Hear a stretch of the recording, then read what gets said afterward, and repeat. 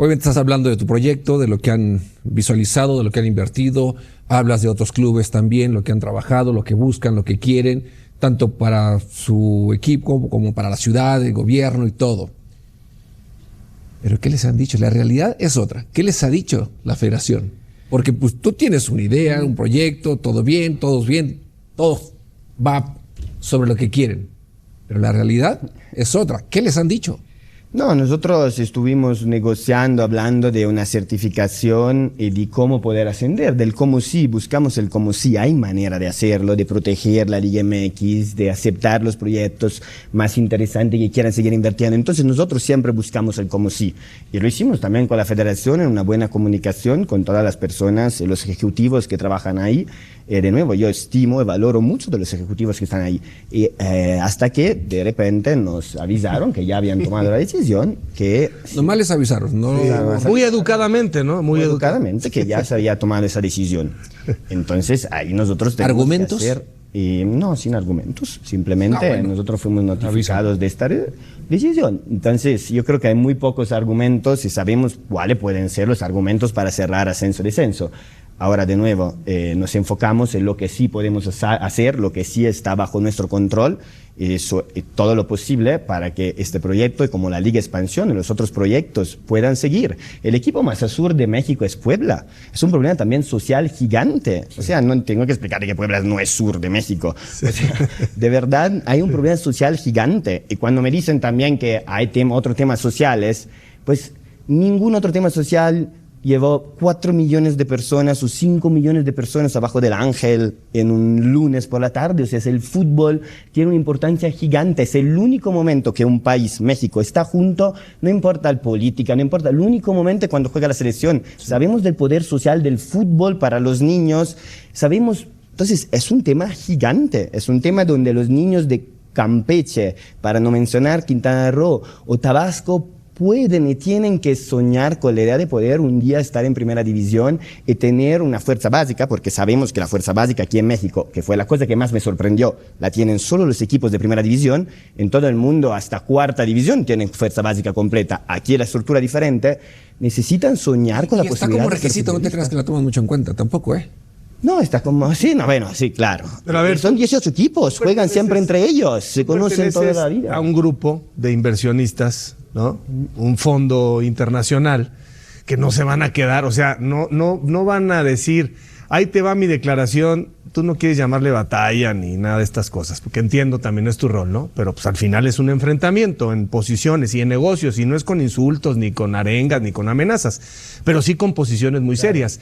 Este grupo que tú representas, pues tiene un dinero invertido aquí y en otros países. Claro. Entonces, hoy están buscando el tema del TAS y luego buscarán otros caminos, ¿no es cierto? Porque nadie va a perder su dinero cuando había expresamente la promesa de invierte aquí porque puede subir, y así está el señor de La Paz también, entiendo que está muy molesto porque le dijeron, le vendieron la franquicia diciéndole, vas a poder subir, porque si no vas a poder subir, muchos no hubieran invertido. No, claro, la compramos cara. Como juguetito, dices, no, oye. No, exactamente. Pues no, es un juguetito muy caro. Claro, y es un negocio para nosotros, para mis inversionistas, mucho tampoco ni le gusta el fútbol. Entonces es una inversión. Y como dices, Arturo, puedo hablar, es uno de los empresarios más exitosos de México. Compró un equipo en Portugal donde estaba Bociña, quiere seguir invirtiendo. Es una lástima que no lo puede hacer en México. Nosotros queremos seguir invirtiendo.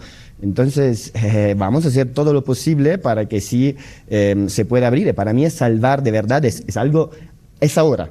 Porque como decía, la diferencia entre problema, ahora todavía un problema, lo podemos solucionar todos juntos, puede regresar el ascenso. Los jugadores, los periodistas, si queremos la afición, si se quiere, se puede.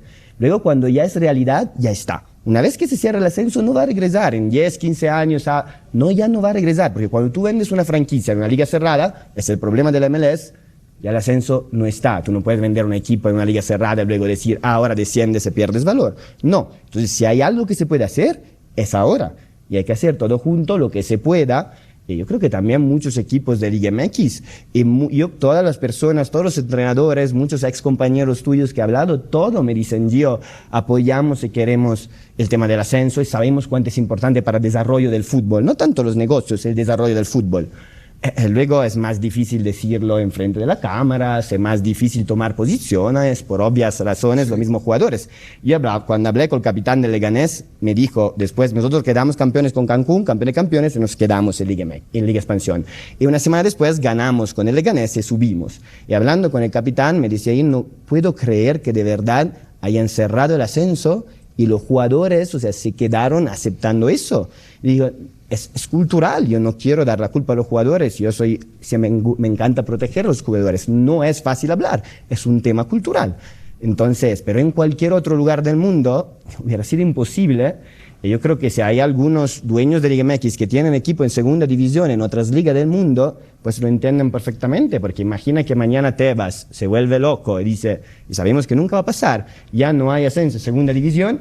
Yo creo que muchos de los inversionistas, claro, se para la liga, y muchos de los inversionistas que tienen equipo de segunda división van a intentar hacer todo lo posible para que eso cambie, como estamos haciendo nosotros todo lo posible para que esto cambie. Sí, están espantando a los inversionistas porque el problema es que los dirigentes del fútbol mexicano, la mayoría no le entiende bien al juego ni al negocio, ¿no? Ven el beneficio del corto plazo, se van al simplismo de protejo mi franquicia, garantizo que no descienda, sin entender lo que eso afecta a la competencia, lo que eso afecta el producto global, lo que inhibe el desarrollo de esos jugadores del sur de México y de tantos lados de plazas que potencialmente tendrían para generar muy buenos futbolistas. No le entienden a eso, a entrarle a esa competencia, y sí, a lo mejor desciendes, pero luego vuelves a ascender e incluso va a ser tu equipo mucho mejor como negocio en esa, si estás en esa línea de que puedo descender, pero luego puedo ascender, lo que sucede en otras ligas. Ahora, nada más para puntualizar eso, Giovanni, más allá del TAS, ¿hay algo? Ahorita decía Javier que si no es el TAS, ¿se puede saber qué hay más allá del TAS? Yo no quiere hablar de eso. ¿Quería decir algo, Jared? Sí, antes de que siga, te voy a ayudar un poquito. Deja que le conteste. Sí hay otras hay instancias competentes legales. Sin mencionarlas, hay formas. El TAS, podemos nosotros solo ir al TAS. El arbitrado deportivo, no podemos hacer otras cosas. Hay temas sociales cuando dicen el gobierno se puede meter en el fútbol. Mentira. En todo el mundo se emitió. Los derechos centralizados de España fueron posibles gracias a una ley. Igual pasó en Italia. Entonces hay forma.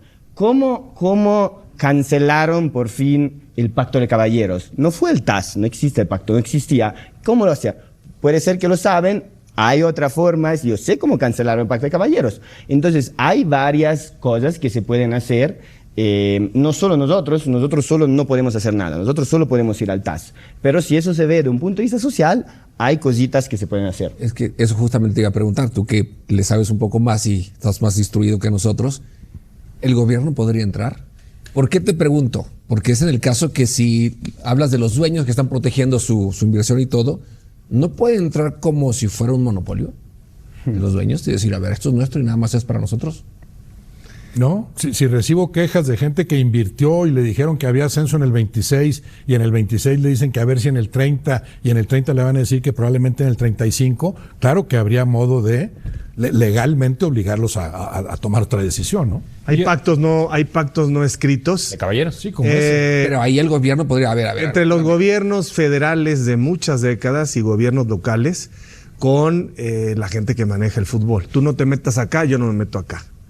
Y por ahí ha habido algunos amagues fiscales, ¿no? A ver, vamos a revisar a los clubes fiscalmente. No, espérate. Bueno, entonces se han siempre mantenido esas, digamos, alianzas no muy sanas que digamos, pero lo que dice Giovanni, o sea, el fútbol en España, en Inglaterra, etcétera, tiene el gobierno una injerencia. No puedes hacerlo de Mazatlán a Morelia, Mazatlán. Eso no era posible, no es posible. Obviamente, ni en Argentina. Parte de las razones por las cuales no se terminó por invertir con el fondo macro que estuvo en algún momento en la mesa de la Asamblea de Dueños. En pleno arranque del torneo Apertura 2026, mientras Francisco Iturbide se estrenaba apenas como presidente ejecutivo de la Liga MX, futbolistas de al menos 6 equipos de la Liga de Expansión hicieron algo frente a las cámaras, delante de árbitros, rivales y aficionados, que la Federación Mexicana de Fútbol no esperaba y que encendió la mecha de una crisis que llevaba más de 6 años cocinándose dentro del fútbol mexicano.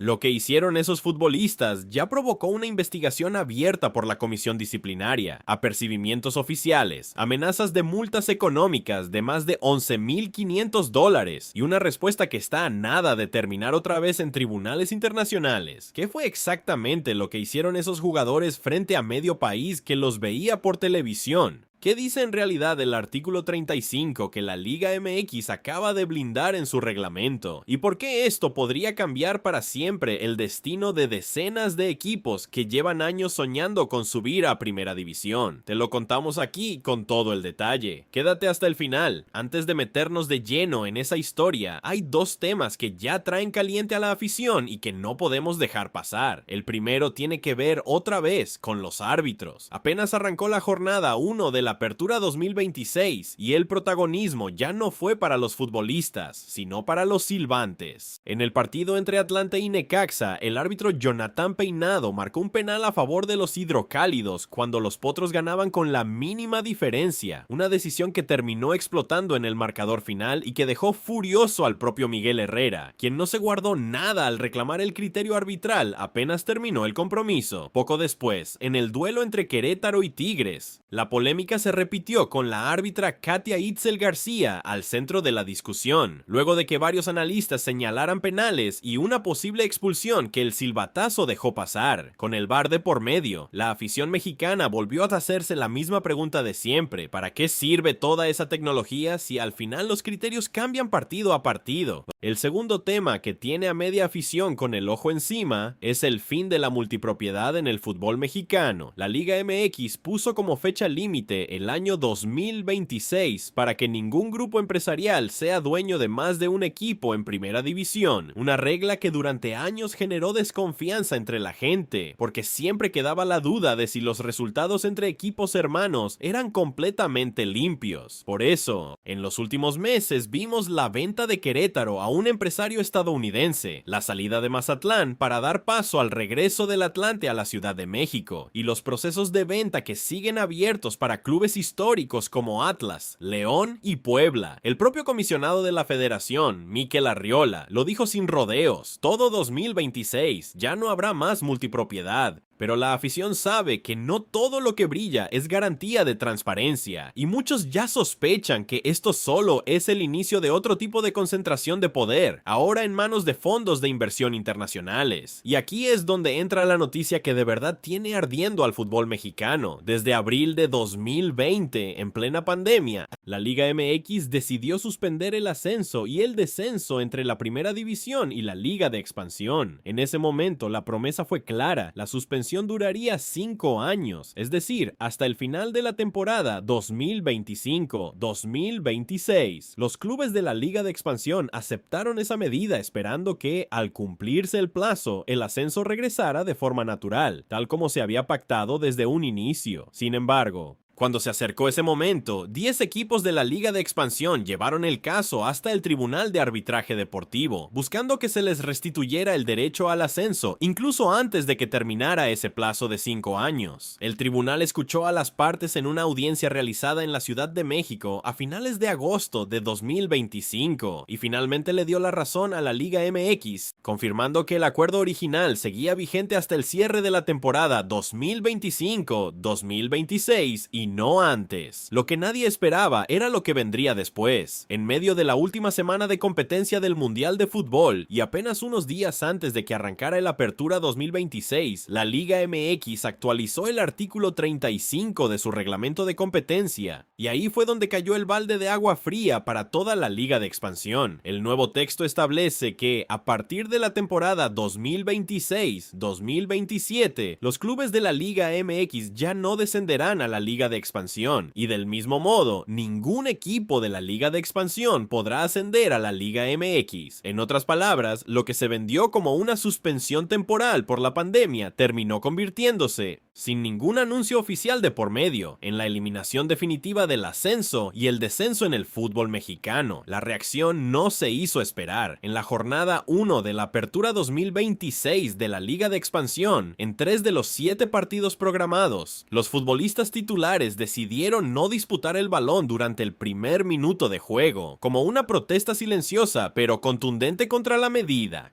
Esto ocurrió en el duelo entre Mineros de Zacatecas y Correcaminos de la UAT, en el partido entre Coyotes de Tlaxcala y Leones Negros de la Universidad de Guadalajara, y en el encuentro entre Atlético Morelia y Atlético La Paz. La imagen de los jugadores parados en medio de la cancha, sin tocar el balón, se volvió viral entre la afición mexicana en cuestión de horas. La respuesta de la Federación Mexicana de Fútbol llegó rápido.